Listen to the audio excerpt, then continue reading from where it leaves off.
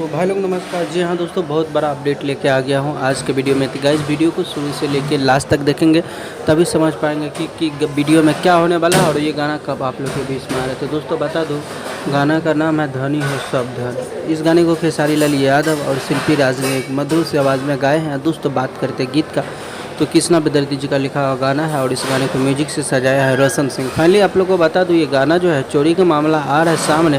तो दोस्तों बता दूं कि पवन सिंह का फैन का कहना है, पवन सिंह का गाना चुरा लिया है खेसारी लाल यादव जी ने, लेकिन उसका फैंस का कहना है, खेसारी और फैंस का और मेरे तरफ से कोई इस पर जो है ये नहीं किया जा रहा है, खुलासा नहीं किया जा रहा है कि ये चोरी गाना है। गाना सुनने के बाद ही पता चलेगा कि गाना कैसा होने वाला है।